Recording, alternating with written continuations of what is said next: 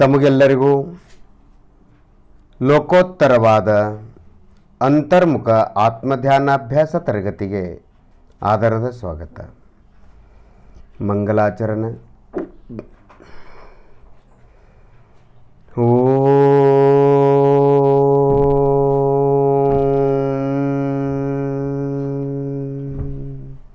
ಕಾರಂ ಬಿಂದು ಸಂಯುಕ್ತಂ ನಿತ್ಯಂ ಧ್ಯಾಯಂತಿ ಯೋಗಿನಃ ಕಾಮದಂ ಮೋಕ್ಷದಂ ಚೈವ ಓಂಕಾರಾಯ ನಮೋ ನಮಃ. ಆತ್ಮಸ್ವರೂಪವ ತಿಳಿಯದೆನಾ ಪಡೆದೆನು ದುಃಖ ಅನಂತವನು, ತಿಳಿಸಿದರು ಆ ಸ್ವರೂಪವನು ಶ್ರೀ ಸದಗುರು ಭಗವಂತರು. ನಮಿಸುವೆ ಆತ್ಮ ದೇವನಿಗೆ, ಅವನು ಸಿದ್ಧ ಸಮಾನನು. ಇದೇ ನನ್ನ ಇಷ್ಟ ಪ್ರಭು, ಶುದ್ಧಾತ್ಮನೇ ನಿಜ ಭಗವಾನನು. ಸಿದ್ಧಾತಮವಿದೆ ನನ್ನಯ ಹೆಸರು, ಸಂವೇದನ ಒಂದೇ ನನ್ನಯ ಕೆಲಸ. ಸಂವೇದನ ಒಂದೇ ನನ್ನಯ ರೂಪ, ಆತ್ಮ ಪ್ರದೇಶವು ನನ್ನ ನಿವಾಸವು. ದೊರೆಯುವುದಲ್ಲಿ ಪೂರ್ಣ ವಿಶ್ರಾಮವು.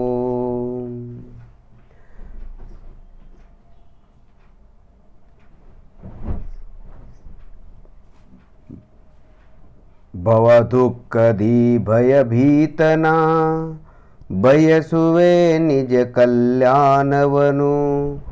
ಮಾಡುವೆ ಆತ್ಮನ ದರ್ಶನವ, ಪಡೆಯುವೆ ಪದ ನಿರ್ವಾಣವನು.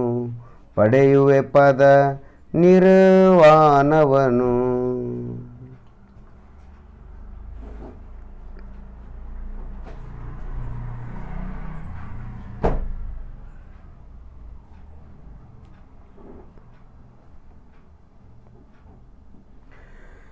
ಕೈಕಾಲುಗಳನ್ನು ಸಡಿಲು ಬಿಟ್ಟು ಶಾಂತಿಯಿಂದ ಕೂತ್ಕೊಳ್ಳಿ.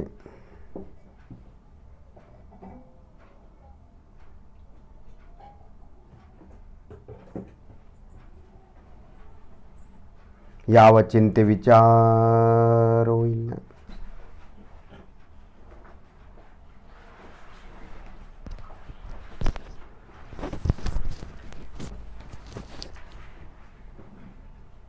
ಶಾಂತಿ ಶಾಂತಿ ಅನುಭವ ಮಾಡಿ.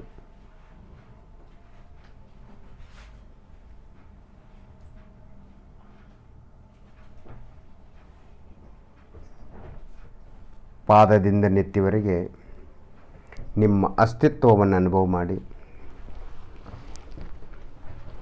ನಿಮ್ಮ ಅಸ್ತಿತ್ವ ಎಲ್ಲಿದೆ ಶರೀರದಲ್ಲಿ? ಎಲ್ಲಿಂದ ಎಲ್ಲಿವರೆಗಿದೆ?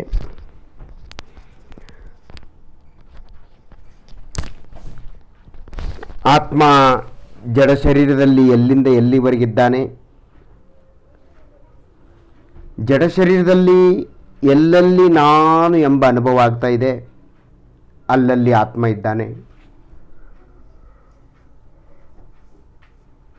ಎಲ್ಲೆಲ್ಲಿ ಆತ್ಮ ಇದ್ದಾನೆ, ಅಲ್ಲಲ್ಲಿ ನಾನು ಎಂಬ ಅನುಭವ ಆಗುತ್ತದೆ. ಇದನ್ನೇ ಶಾಸ್ತ್ರ ಭಾಷೆಯಲ್ಲೇ ಹೀಗೆ ಹೇಳ್ತಾರೆ: ಎಲ್ಲೆಲ್ಲಿ ಜ್ಞಾನವಿದೆ ಅಲ್ಲಲ್ಲಿ ಆತ್ಮ ಇದ್ದಾನೆ. ಎಲ್ಲೆಲ್ಲಿ ಆತ್ಮ ಇದ್ದಾನೆ ಅಲ್ಲಲ್ಲಿ ಜ್ಞಾನವಿದೆ. ಜ್ಞಾನ ಎಂದರೆ ಜ್ಞಾನ ಗುಣವಲ್ಲ. ಜ್ಞಾನವೆಂದರೆ ನೋಡುವ ತಿಳಿಯುವ ಮನಸ್ಸು, ಅದು ಅಲ್ಲ. ಜ್ಞಾನ ಎಂದರೆ ನಾನು ಎಂಬ ಅಸ್ತಿತ್ವ, ನಾನು ಎಂಬ ಅನುಭವ, ನಾನು ಎಂಬ ಫೀಲಿಂಗು.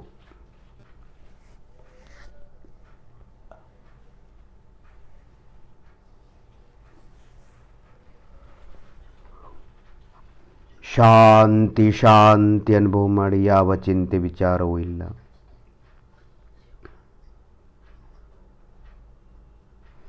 ಪಾದದಿಂದ ನೆತ್ತಿವರೆಗೆ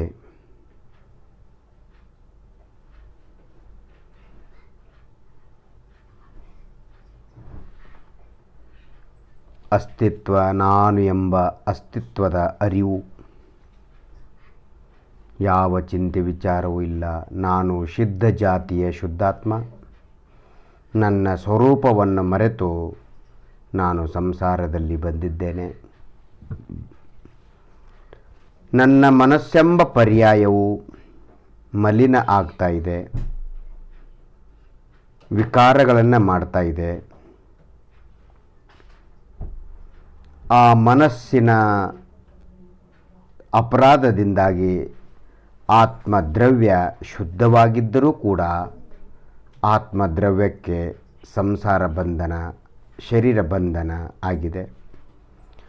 ಪಾದದಿಂದ ನೆತ್ತಿವರೆಗೆ ಅನುಭವ ಮಾಡಿ. ನಿಮ್ಮ ಮನಸ್ಸನ್ನು ಪಾದದಿಂದ ನೆತ್ತಿವರೆಗೆ ಓಡಾಡಿಸಿ.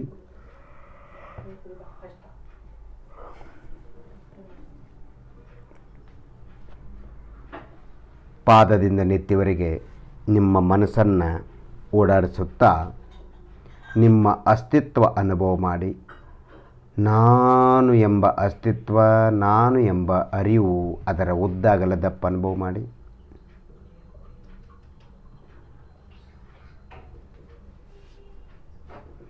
ಕಣ್ಣಲ್ಲಿ ಕತ್ಲೆ ಬೆಳಕನ್ನು ನೋಡಬೇಡಿ.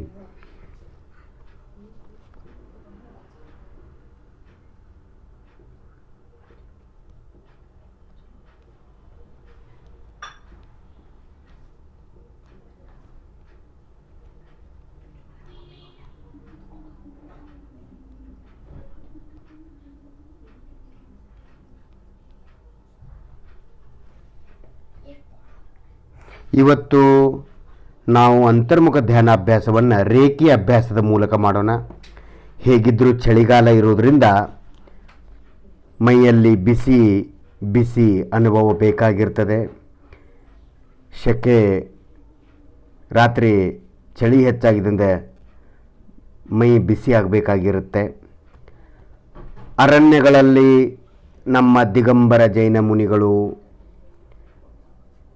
ಏಕಾಂತವಾಗಿ ಚಳಿಯಲ್ಲೂ ಕೂಡ ಅಂತರ್ಮುಖ ಧ್ಯಾನಾಭ್ಯಾಸ ಮಾಡ್ತಾರೆ. ಅವರು ಚಳಿ ಆದಾಗ ಏನು ಮಾಡ್ತಾರೆ? ಅವ್ರ ಹತ್ರ ಅನೇಕ ಅಭ್ಯಾಸಗಳಿವೆ. ಬಾಯಾರಿಕೆ ಆದಾಗ ಏನು ಮಾಡ್ತಾರೆ? ಅದಕ್ಕೂ ಒಂದು ಅಭ್ಯಾಸ ಇದೆ. ಶೆಕೆ ಆದಾಗ ಏನು ಮಾಡ್ತಾರೆ? ಅದಕ್ಕೂ ಒಂದು ಅಭ್ಯಾಸ ಇದೆ. ಹೀಗಾಗಿ ಅನೇಕ ಯೋಗದ ಅಭ್ಯಾಸಗಳನ್ನು ನಮ್ಮ ದಿಗಂಬರ ಮುನಿಗಳು ಕಲಿತುಬಿಟ್ಟು ಎಕ್ಸ್ಪರ್ಟ್ ಆಗಿರ್ತಾರೆ. ಅವರಿಗೆ ಜಂಗಲ್ಗಳಲ್ಲಿದ್ದರೂ ಕೂಡ ಮಂಗಲ್ಗಳೇ ಆಗ್ತಾ ಇರ್ತವೆ. ಅವರು ಜಂಗಲ್ದಲ್ಲಿದ್ದರೂ ಮಂಗಲ ಅನುಭವ ಮಾಡ್ತಾರೆ. ಈಗ ನಾವು ರೇಖಿ ಅಭ್ಯಾಸ, ಇದು ಧ್ಯಾನಾಭ್ಯಾಸದ ಒಂದು ರೂಪ. ಈಗ ರೇಖಿ ಅಭ್ಯಾಸದ ಮೂಲಕ ನಾವು ಅಂತರ್ಮುಖ ಧ್ಯಾನಾಭ್ಯಾಸ ಮಾಡೋಣ. ಆ ರೇಖಿ ಅಭ್ಯಾಸವೂ ಕೂಡ ಅಂತರ್ಮುಖ ಧ್ಯಾನವೇ, ಅದೇನು ಬೇರೆ ಅಲ್ಲ. ಅದು ಹೇಗೆ ಮಾಡೋದಂದರೆ, ನಿಮ್ಮ ಎಡಗೈ 5 ಬೆರಳು ಕೂಡಿರಬೇಕು. ಆಶೀರ್ವಾದದ ಮುದ್ರೆಯಲ್ಲಿ ಆಕಾರದಲ್ಲಿರಬೇಕು. ಮೇಲಿನ ಬೆರಳುಗಳು ನಿಮ್ಮ ಕೈಗಳ 5 ಬೆರಳನ್ನು ಕೂಡಿಸಿದ್ದು ಮೇಲಿನ ಬೆರಳುಗಳು ಸ್ವಲ್ಪ ಬಾಗಿರಬೇಕು. ಅಂಗೈ ಅಳ್ಳ ತಗ್ಗು ಆಗಿರಬೇಕು. ಈ ರೀತಿ ಎಡಗೈ ಬಲಗೈ ಎರಡೂ ಹಸ್ತಗಳ ಮುದ್ರೆಯನ್ನು ಆಶೀರ್ವಾದದಲ್ಲಿ ರೂಪದಲ್ಲಿ ಮಾಡಿಕೊಂಡು ನಾವು ಅದನ್ನು ಶರೀರದ ಯಾವುದೇ ಅಂಗದ ಮೇಲಿಟ್ಟರೆ 5 ನಿಮಿಷದವರೆಗೆ ಆ ಕೈಯನ್ನು ಎತ್ತುವ ಹಾಗಿಲ್ಲ, ಎತ್ತಬಾರ್ದು. ಎತ್ತುವ ಪರಿಸ್ಥಿತಿ ಬಂದರೆ, ಕೈ ನೋವಾದರೆ, ಎತ್ತಬೇಕಾದರೆ ಮೊದಲು ಒಂದು ಹಸ್ತವನ್ನೆತ್ತಿ ಬೇರೆ ಶರೀರದ ಅಂಗದ ಮೇಲಿಡಬೇಕು. ಆಮೇಲೆ ಇನ್ನೊಂದು ಹಸ್ತವನ್ನು ಎತ್ತಿ ಅದನ್ನು ನಿಮಗೆ ಎಲ್ಲಿ ಬೇಕಲ್ಲಿ ಇಟ್ಕೋಬೋದು. ಒಟ್ಟಾರೆ ಎರಡೂ ಕೈಗಳನ್ನು ಒಟ್ಟಿಗೆ ತೆಗೆಯುವಂತಿಲ್ಲ. 5 ನಿಮಿಷದವರೆಗೆ ಒಂದು ಹಸ್ತವನ್ನು ಇಟ್ಟ ಮೇಲೆ ಅದನ್ನು 5 ನಿಮಿಷದವರೆಗೆ ತೆಗೆಯುವ ಹಾಗಿಲ್ಲ. ಮೂರನೇದು, ಅಲ್ಲಿ ಏನು ನೀವು ಹಸ್ತ ಇಟ್ಟಾಗ ನಿಮಗೇನೊಂದು ಹಸ್ತದಲ್ಲಿ ಸ್ಪರ್ಶ ಸಂವೇದನೆ ಆ ಶರೀರದ ಅಂಗದ ಮೇಲೆ ಇಟ್ಟಿರ್ತೀರ ನೀವು. ಆ ಶರೀರದ ಅಂಗದಲ್ಲಿ ಮತ್ತು ನಿಮ್ಮ ಅಂಗೈಯೊಳಗೆ ಯಾವ ರೀತಿಯ ಸಂವೇದನೆ, ವೇದನೆ, ಅನುಭವ, ಫೀಲಿಂಗ್, ಬಡಿತ ಮಿಡಿತ ಸಂವೇದನೆ ಆಗುತ್ತೆ, ನಾನೆಂಬ ಅಸ್ತಿತ್ವ, ಅದನ್ನು ಅನುಭವಿಸ್ತಾ ಇರಿ. ನಿಮ್ಮ ಆತ್ಮ ಪ್ರದೇಶಗಳ ಮೇಲೆ ಮನಸ್ಸಿಡಿದು ಇಡೀ. ಅಷ್ಟೇ ಈ ರೇಖೆ ಅಭ್ಯಾಸದ ಪದ್ಧತಿ. ಈಗ ನಾವು ಪ್ರಾರಂಭ ಮಾಡೋಣ. ಒಂದು ಹಸ್ತವನ್ನು ನೆತ್ತಿ ಮೇಲಿಡಿ. ಇನ್ನೊಂದು ಹಸ್ತವನ್ನು ನಿಮ್ಮ ತಲೆಯ ಹಿಂಬದಿಯಲ್ಲಿಡಿ.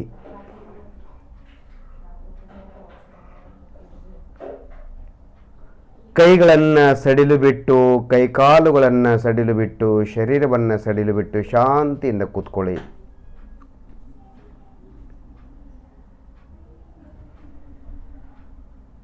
ನೀವು ಕೈಗಳನ್ನು ಟೈಟ್ ಹಿಡ್ಕೊಂಡಾಗ ಬೇಗ ನೋವು ಬರುತ್ತೆ. ಸ್ವಲ್ಪ ಸಡಿಲು ಬಿಟ್ಟಾಗ ನೋವು ಕಡಿಮೆ ಆಗುತ್ತೆ, ಬೇಗ ನೋವು ಬರಲ್ಲ. ಶಾಂತಿ ಶಾಂತಿ ಅನುಭವ ಮಾಡಿ.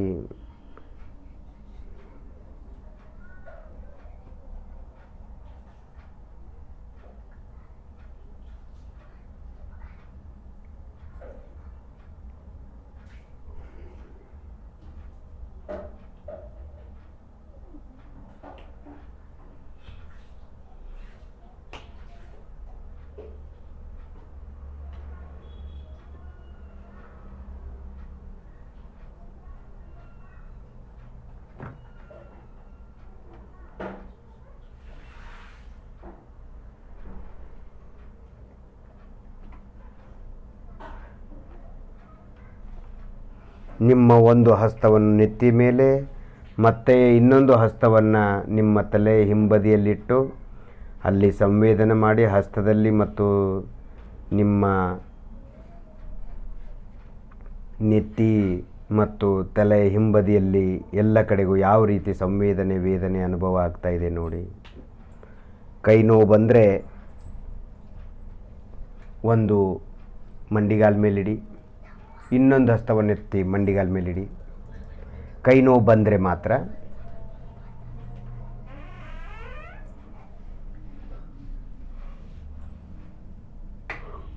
ನೀವು ಮಂಡಿಗಾಲ ಮೇಲೆ ಶರೀರದ ಅಂಗಗಳ ಮೇಲೆ ಹಸ್ತವನ್ನಿಟ್ಟಾಗ ಅಲ್ಲಿ ಮಧ್ಯದಲ್ಲಿ ಬಟ್ಟೆ ಅಡೆತಡೆ ಆಗಬಾರ್ದು. ನೀವು ಒಬ್ಬರೇ ಇದ್ದಾಗ ನೀವು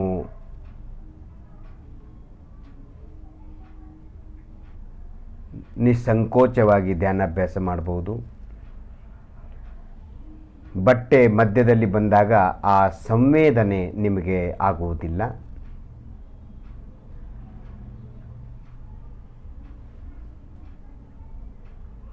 ಶಾಂತಿ ಶಾಂತಿ. ನೋಡಿ, ನಿಮ್ಮ ಮಂಡಿಗಾಲು, ಎರಡೂ ಮಂಡಿಗಾಲ ಮೇಲೆ ಒಂದೊಂದು ಹಸ್ತವನ್ನು ಇಟ್ಟಿದ್ದೀರೀಗ. ಮಂಡಿಗಾಲಿನ ಸಂವೇದನೆ ಅನುಭವ, ಉದ್ದ ಅಗಲ ದಪ್ಪ ಅನುಭವ ಮಾಡಿ. ಕಣ್ಣಿಗೆ ಕಾಣುವ ಮಂಡಿಗಾಲು ಅದು ಜಡ ಶರೀರ, ನಾನಲ್ಲ, ನನ್ನದಲ್ಲ. ಆದರೆ ಅಲ್ಲಿ ಇದು ನನ್ನ ಮಂಡಿಗಾಲು ಅಂತ ಒಂದು ಅನುಭವ ಆಗ್ತಾ ಇದೆ.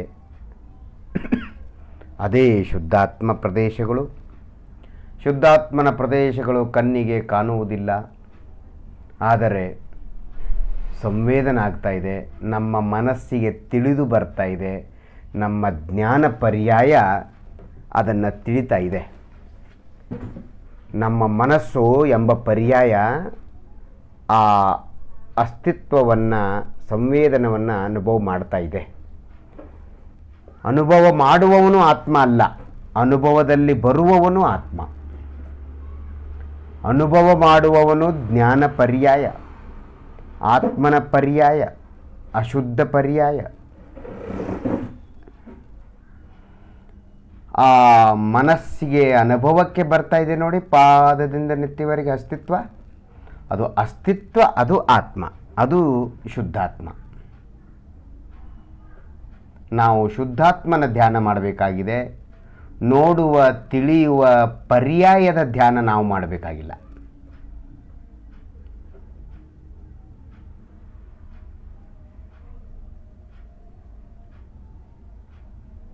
ಆತ್ಮನ ಸ್ವರೂಪ ಸುಖ ಶಾಂತಿ ಸ್ವರೂಪವಾಗಿದೆ. ನೋಡುವುದು ತಿಳಿಯುವುದು ಶುದ್ಧಾತ್ಮ ದ್ರವ್ಯದ ಸ್ವರೂಪ ಅಲ್ಲ, ಅದು ಪರ್ಯಾಯದ ಸ್ವರೂಪ, ಜ್ಞಾನ ಪರ್ಯಾಯದ ಸ್ವರೂಪ.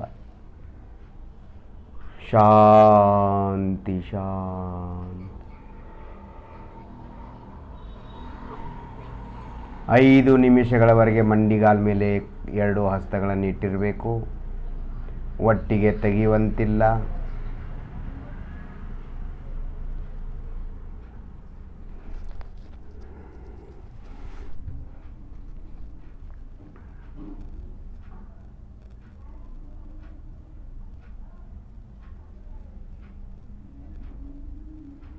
5 ಬೆರಳುಗಳು ಚೆನ್ನಾಗಿ ಕೂಡಿರಬೇಕು.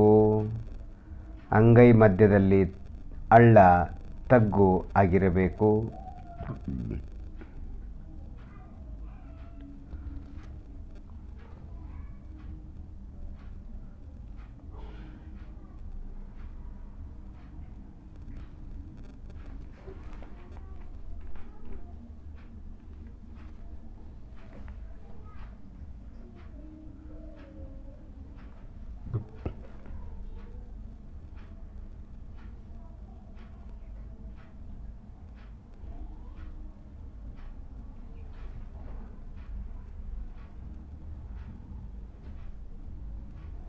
ನೋಡಿ, ನಿಮ್ಮ ಮಂಡಿಗಾಲ ಮೇಲೆ ಕೈ ಆಡಿಸ್ಬೋದು. ನೀವು ಕೈಯಿಂದ ಅಂದರೆ ಹಸ್ತಗಳಿಂದ ಮಂಡಿಗಾಲನ್ನು ಸವರಬಹುದು. ಆದರೆ ಬೆರಳುಗಳು ಮಾತ್ರ ಚೆನ್ನಾಗಿ ಕೂಡಿರಬೇಕು.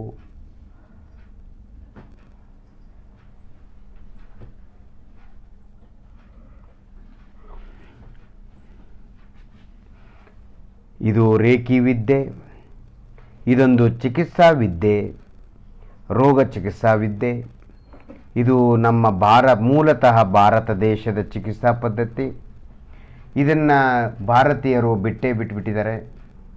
ಇದನ್ನು ಜಪಾನ್ದವರು ಬಹಳ ಪ್ರಯೋಗದಲ್ಲಿ ತಂದಿದ್ದಾರೆ. ಅವರು ಮನೆಯಲ್ಲೇ ಕೂತ್ಕೊಂಡು ಬೇರೆಯವರ ಮನೆಯಲ್ಲಿರುವ ಪೇಷಂಟ್ಗಳನ್ನು, ರೋಗಿಗಳನ್ನು ಅವರು ಸ್ವಂತ ಮನೆಯಲ್ಲಿ ಕೂತ್ಕೊಂಡು ಟ್ರೀಟ್ಮೆಂಟ್ ಕೊಡ್ತಾರೆ.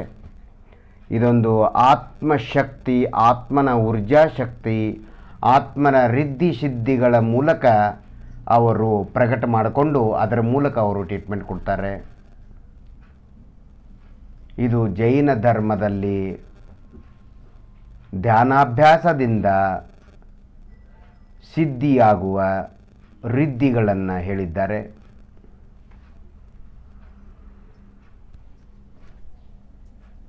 ಕೊನೆಯವರೆಗೆ ಕಣ್ ತೆಗಿಬಾರ್ದು.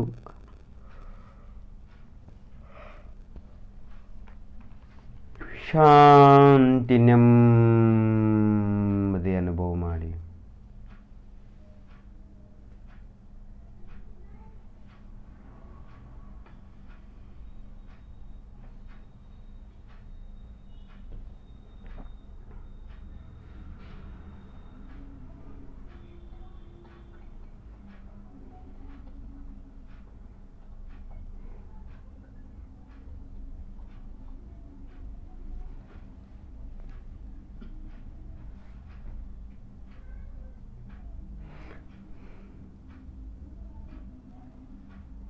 ಯಾವ ಚಿಂತೆ ವಿಚಾರವೂ ಇಲ್ಲ.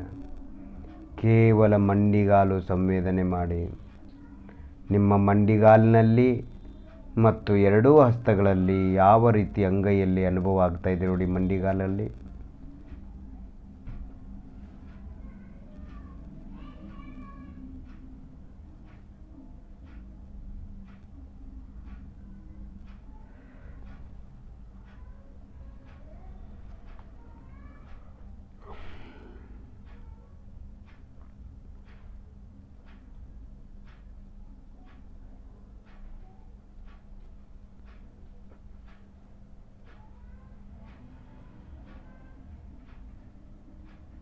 ಯಾವ ವಿಚಾರ ವಿಕಲ್ಪವೂ ಇಲ್ಲ, ಯಾವ ಕಷಾಯಗಳು ಇಲ್ಲ.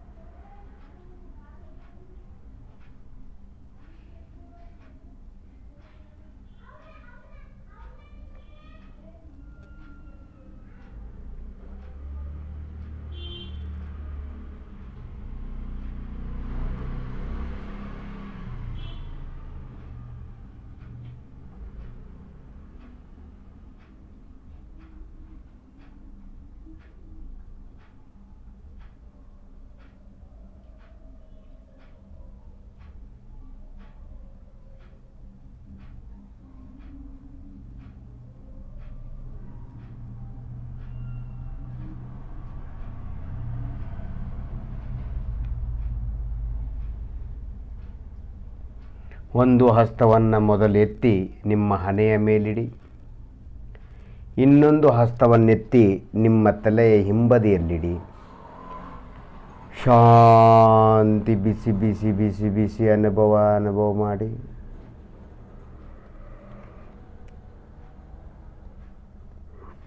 ನಿಮ್ಮ ಹುಬ್ಬುಗಳು ತಲೆಯ ಹಣೆಯ ಉದ್ದಗಲ ದಪ್ಪ ಅನುಭವ ಮಾಡಿ.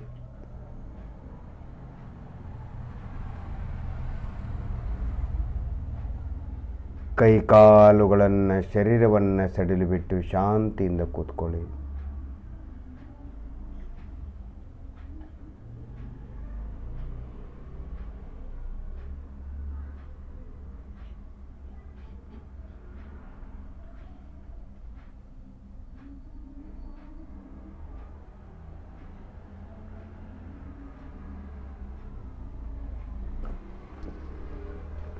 ನಿಮಗೆ ಕೈ ನೋವು ಬಂದರೆ ನಿಮ್ಮ ಮಂಡಿಗಾಲ ಮೇಲೆ ಮಂಡಿಗೈಯನ್ನಿಡಬಹುದು.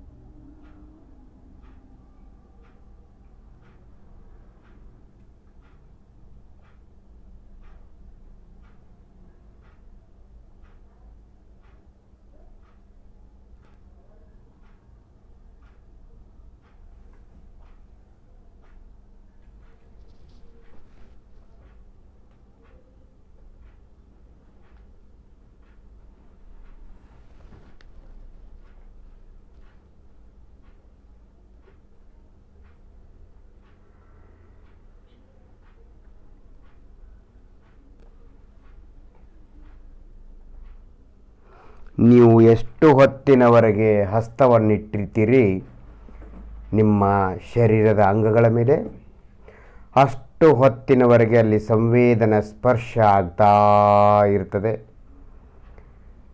ಅಷ್ಟು ಹೊತ್ತಿನವರೆಗೆ ಸ್ಪರ್ಶ ಸಂವೇದನ ಆಗ್ತಾ ಇರ್ತದೆ. ಆ ಸ್ಪರ್ಶ ಸಂವೇದನವೇ ಆತ್ಮ. ಇದು ಪ್ರಯೋಗ. ಇವೆಲ್ಲವೂ ಆತ್ಮನ ಸಂವೇದನೆ ಮಾಡುವ ಪ್ರಯೋಗಗಳು. ಅಂದರೆ ಈ ಪ್ರಯೋಗಗಳ ಮೂಲಕ ನಿಮ್ಗೆ ಆತ್ಮ ಸಂವೇದನೆ ಮಾಡಲಿಕ್ಕೆ ಈಸಿ ಆಗ್ತಾಯಿದೆ. ನೀವು ಹಸ್ತವನ್ನು ಹಿಡಿದಿದ್ರೆ ಮನಸ್ಸೆಲ್ಲಲ್ಲೋ ಓಡಿ ಹೋಗ್ತದೆ. ಹಸ್ತವನ್ನು ಇಟ್ಟಾಗ ಅಲ್ಲಿ ಸ್ಪರ್ಶ ಆಗ್ತಾ ಇರ್ತದೆ. ನೀವು ಇದನ್ನು ಶರೀರ ಸ್ಪರ್ಶ ಅಂತ ಹೇಳ್ತೀರಿ, ಆದರೆ ಇದು ಆತ್ಮನ ಪ್ರದೇಶಗಳ ಸ್ಪರ್ಶ, ಆತ್ಮನ ಸಂವೇದನೆ, ಆತ್ಮನ ಅನುಭವ, ನಮ್ಮ ಅನುಭವ. ಇದು ಶರೀರ ಅನುಭವ ಅಲ್ಲ. ಶರೀರ ಜಡವಸ್ತು ಆಗಿದೆ, ನಾನಲ್ಲ, ನನ್ನದಲ್ಲ. ನಾನು ಚೈತನ್ಯ ಜೀವವಸ್ತು, ಜ್ಞಾನ ಸ್ವರೂಪಿ ಅಂದರೆ ಸಂವೇದನ ಸ್ವರೂಪಿಯಾಗಿದ್ದೇನೆ. ನಾನು ಎಂಬ ಅನುಭವ ಸ್ವರೂಪಿಯಾಗಿದ್ದೇನೆ. ನಾನು ಎಂಬ ಅನುಭವ ಸ್ವರೂಪಿ, ನಾನು ಎಂಬ ಅರಿವು ಸ್ವರೂಪನಾಗಿದ್ದೇನೆ. ಅರಿವು ಅಂದರೆ ಜ್ಞಾನ, ಜ್ಞಾನ ಅಂದರೆ ಅರಿವು. ಅರಿವು, ಜ್ಞಾನ, ಸಂವೇದನೆ ಎಲ್ಲ ಒಂದೇ ಅರ್ಥ.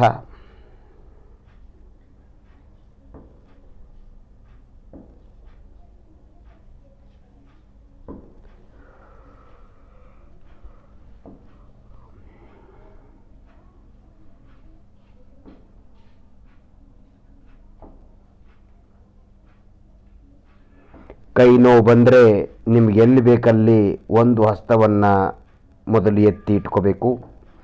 ಆಮೇಲೆ ಇನ್ನೊಂದು ಹಸ್ತವನ್ನು ಎತ್ತಿ ನಿಮಗೆ ಎಲ್ಲಿ ಬೇಕಲ್ಲಿ ಇಟ್ಕೋಬೇಕು. ಒಂದೊಂದಾಗಿ ಹಸ್ತವನ್ನು ಎತ್ತಬೇಕು. ಒಂದು ಎತ್ಕೊಂಡು ಇಟ್ಟ ಮೇಲೆ ಇನ್ನೊಂದನ್ನು ಎತ್ಕೊಂಡು ಆಮೇಲೆ ಇಡಬೇಕು. ಒಟ್ಟಿಗೆ ಎರಡು ಹಸ್ತಗಳನ್ನು ಎತ್ತುವ ಹಾಗಿಲ್ಲ.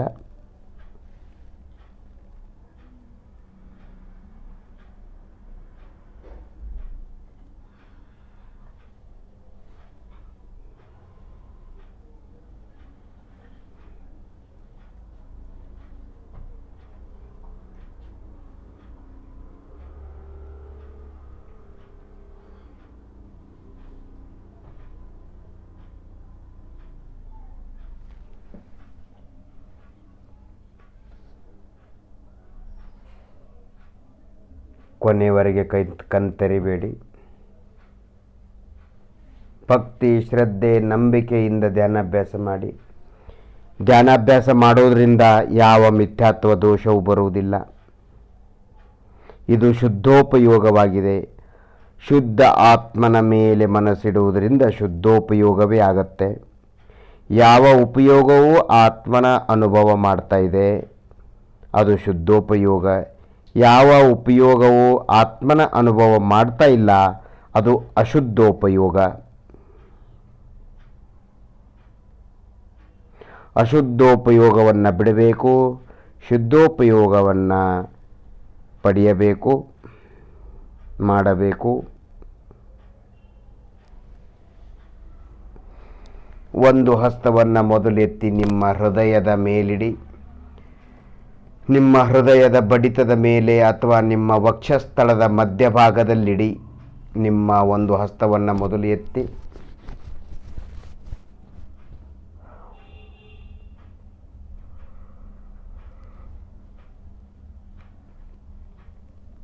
ಆಮೇಲೆ ಇನ್ನೊಂದು ಹಸ್ತವನ್ನೆತ್ತಿ ನಾಭಿ ಮೇಲಿಡಿ.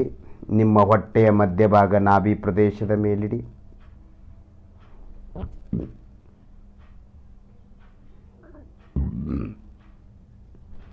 ಶಾಂತಿ, ನೆಮ್ಮದಿ ಅನುಭವ ಮಾಡಿ. ತಾನು ತನ್ನ ಜೊತೆಗೆ ಕೂಡಿದಾಗ ಆನಂದವೇ ಆನಂದ. ತಾನು ತನ್ನನ್ನು ಬಿಟ್ಟು ಪರರ ಜೊತೆ ಕೂಡಿದಾಗ ದುಃಖವೇ ದುಃಖ. ಅವಮಾನ, ಅಪಮಾನ, ಪಾಪ, ಪುಣ್ಯ ಆಗುತ್ತವೆ. ಸುಖ, ಕ್ಷಣಿಕ ದುಃಖ, ಕ್ಷಣಿಕ ಸುಖ, ದುಃಖ ಅನುಭವ ಆಗತ್ತೆ ಪರರ ಜೊತೆ ಕೂಡಿದಾಗ. ನಾವು ಪರರ ದೃಷ್ಟಿಯನ್ನು ಬಿಟ್ಟು ನಾವು ನಮ್ಮ ಆತ್ಮ ಪ್ರದೇಶಗಳು ಪಾದದಿಂದ ನೆತ್ತಿವರೆಗೆ ಇವೆ. ನಾವು ನಮ್ಮ ಸ್ಪರ್ಶ ಸಂವೇದನದ ಮೇಲೆ ಮನಸ್ಸಿಟ್ಟಾಗ ನಮಗೆ ತಕ್ಷಣವೇ ಆನಂದ ಸಿಗಲು ಪ್ರಾರಂಭವಾಗುತ್ತೆ. ಆತ್ಮನಲ್ಲಿ ಸುಖ ಇದೆ, ಆದರೆ ಅಲ್ಲಿ ಮನಸ್ಸಿಟ್ಟರೆ ಮಾತ್ರ ಸಿಗತ್ತೆ. ಮನಸ್ಸಿಡದಿದ್ದರೆ ಆ ಸುಖ ಇದ್ದರೂ ಕೂಡ ನಮಗೆ ಸಿಗಲ್ಲ. ಕೈಗೆ ಬಂದ ತುತ್ತು ಬಾಯಿಗೆ ಬರಲಿಲ್ಲ. ಆತ್ಮನಲ್ಲಿ ಸುಖವಿದೆ ಅಂತ ಗೊತ್ತು ನಮಗೆ, ನಿಮಗೆ. ಆದರೆ ಆತ್ಮನ ಪ್ರದೇಶ, ಅಸ್ತಿತ್ವ ನಾನೆಂಬ ಅರಿವುದ ಮೇಲೆ ಮನಸ್ಸಿಟ್ಟಾಗ ಮಾತ್ರ ಆ ಆತ್ಮನ ಸುಖ ಸಿಗತ್ತೆ. ಇಲ್ಲವೆಂದರೆ ಸಿಗುವುದಿಲ್ಲ.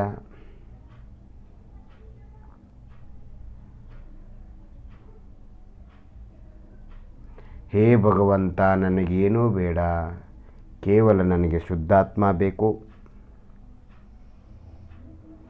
ನನಗೆ ಕೇವಲ ಶುದ್ಧಾತ್ಮ ಬೇಕು. ನನಗೆ ಯಾವ ಲೌಕಿಕ, ಅಲೌಕಿಕ, ಯಾವ ಪದವಿ, ಹೆಸರುಗಳು ಬೇಕಾಗಿಲ್ಲ.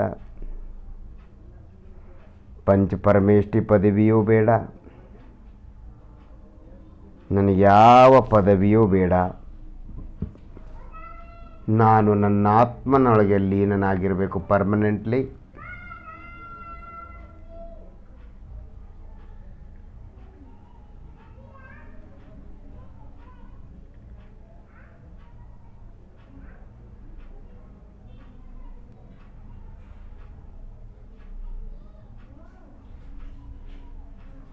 ನೋಡಿ, ನಿಮ್ಮ ಅಂಗೈ, ಎರಡೂ ಅಂಗೈಗಳು ನಿಮ್ಮ ಹೊಟ್ಟೆ ನಾಭಿ ಪ್ರದೇಶ, ನಿಮ್ಮ ಹೃದಯ ವಕ್ಷಸ್ಥಳದ ಮಧ್ಯಭಾಗ ಸಂವೇದನೆ ಮಾಡಿ. ಅಲ್ಲಿ ಯಾವ ರೀತಿಯ ಅರಿವು, ವೇದನೆ, ಸಂವೇದನೆ, ಬಡಿತ, ಮಿಡಿತ ಆಗ್ತಾಯಿದೆ ನೋಡಿ. ನಾನು ಇದ್ದೇನೆಂಬ ಅರಿವು, ನಾನು ಎಂಬ ಅರಿವು. ಅದೇ ಶುದ್ಧಾತ್ಮ ದ್ರವ್ಯ ಆತ್ಮ ಪ್ರದೇಶಗಳು.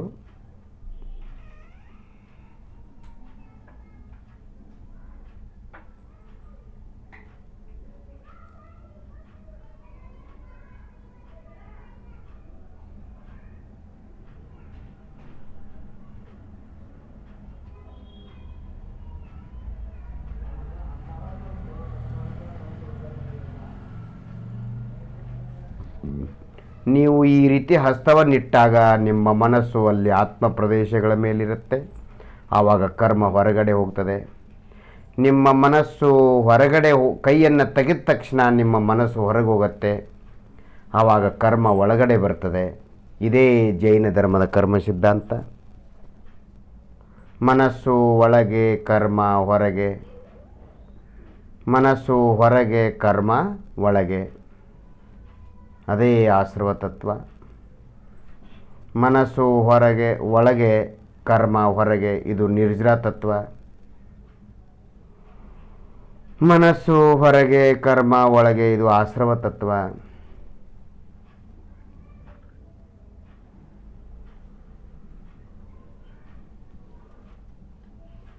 ಆನಂದ, ಶಾಂತಿ, ನೆಮ್ಮದಿ ಅನುಭವ ಹೆಚ್ಚಾಗ್ತಾ ಹೋಗ್ತಾ ಇದೆ. ಇದು ನಿರ್ಜರ ತತ್ವ.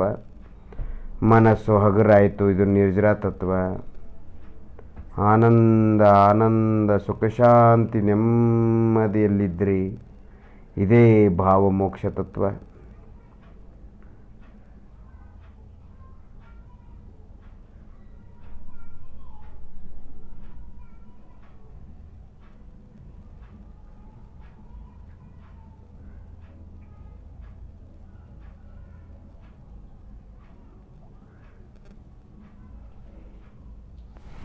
ನಿಮ್ಮ ಹೃದಯದ ಬಡಿತ ಎಲ್ಲಿದೆ ನೋಡಿ, ಅದರ ಮೇಲೆ ಹಸ್ತವನ್ನು ಇಡಿ.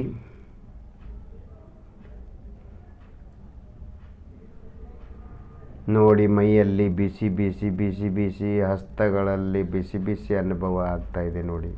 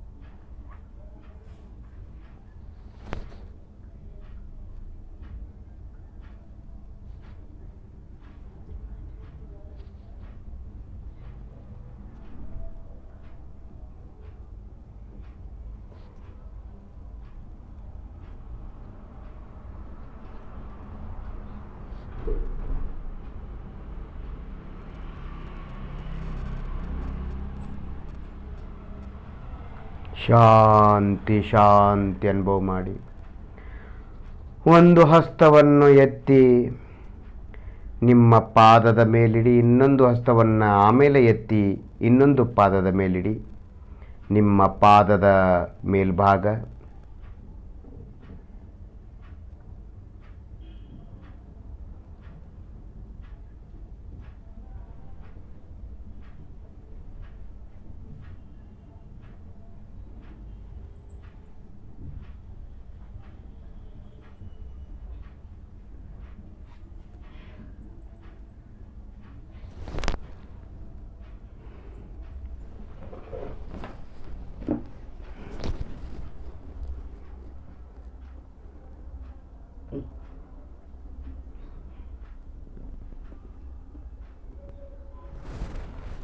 ಶಾಂತಿ ಶಾಂತಿ ಆನಂದ ಅನುಭವ ಮಾಡಿ.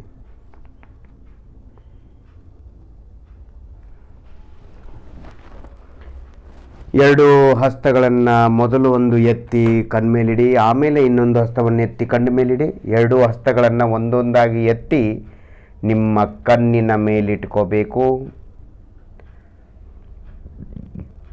ಹೊರಗಡೆ ಕತ್ಲೆ, ಹೊರಗಡೆ ಬೆಳಕು ಒಳಗಡೆ ಬರದಂತೆ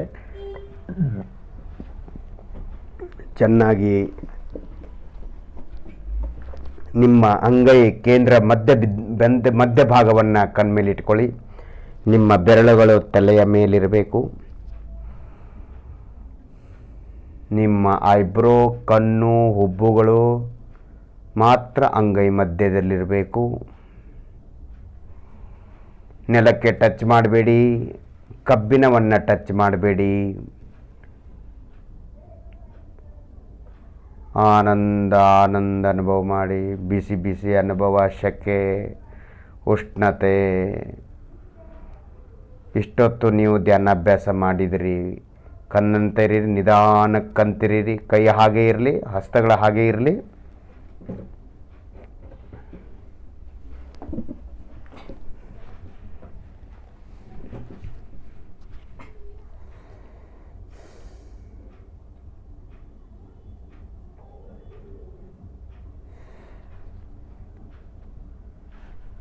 ನೀವು ಇಷ್ಟೊತ್ತು ಧ್ಯಾನಾಭ್ಯಾಸ ಮಾಡಿದಿರಿ. ಆ ಎನರ್ಜಿ, ಊರ್ಜಾ ಶಕ್ತಿ, ಆತ್ಮಶಕ್ತಿ ಸಂಗ್ರಹ ಆಗಿತ್ತು. ಅದು ಇಂದ್ರಿಯಗಳ ಮೂಲಕ, ಕಣ್ಮೂಲಕ ಹೊರಗಡೆ ಹೋಗಿ ವೇಸ್ಟ್ ಆಗಲಿಲ್ಲ, ಅದು ಒಳಗಡೆ ಉಳ್ಕೊಂಡಿದೆ. ಈ ರೀತಿ ಹಸ್ತಗಳನ್ನಿಟ್ಟು ಕಣ್ಣನ್ನು ತೆರೆದಾಗ ಆ ಊರ್ಜಾ ಶಕ್ತಿ ಏನು ಸಂಗ್ರಹ ಆಗಿತ್ತು ಅದು ಕಣ್ಮೂಲಕ ಹೊರಗಡೆ ಹೋಯಿತು. ಎಲ್ಲಿ ಹೊರಗಡೆ? ನಿಮ್ಮ ಕೈ ಒಳಗೆ ಪ್ರವೇಶವಾಗಿ ನಿಮ್ಮ ಆತ್ಮನ ಒಳಗೆ, ಅಂದರೆ ಕೈ ಒಳಗೆ ಅಂದರೆ ಆತ್ಮ ಪ್ರದೇಶದ ಒಳಗೆ ಅದು ಶಕ್ತಿ ವಿಲೀನವಾಗಿದೆ, ವೇಸ್ಟ್ ಆಗಿಲ್ಲ. ನಿಮ್ಮ ಮನಸ್ಸನ್ನು ಪಾದದಿಂದ ನೆತ್ತಿವರೆಗೆ ಓಡಾಡಿಸಿ.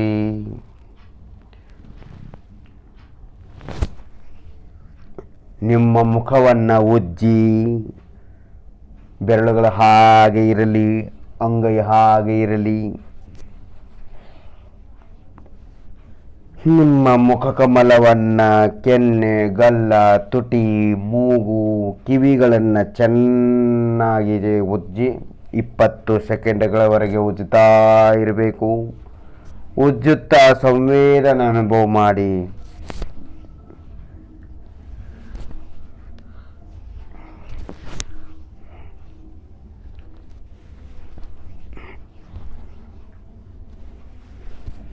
ಒಂದು ಹಸ್ತವನ್ನು ಮೊದಲು ಎತ್ತಿ ಕಣ್ಣುಗಳನ್ನು ಮುಚ್ಚಿರಬೇಕು. ಕಣ್ಣುಗಳನ್ನು ಮುಚ್ಚಿ ಒಂದು ಹಸ್ತವನ್ನು ಮೊದಲೆತ್ತಿ ಮಂಡಿಗಾಲ ಮೇಲಿಡಿ. ಆಮೇಲೆ ಇನ್ನೊಂದು ಹಸ್ತವನ್ನು ತೆಗೆದು ಮಂಡಿಗಾಲ ಮೇಲಿಡಿ.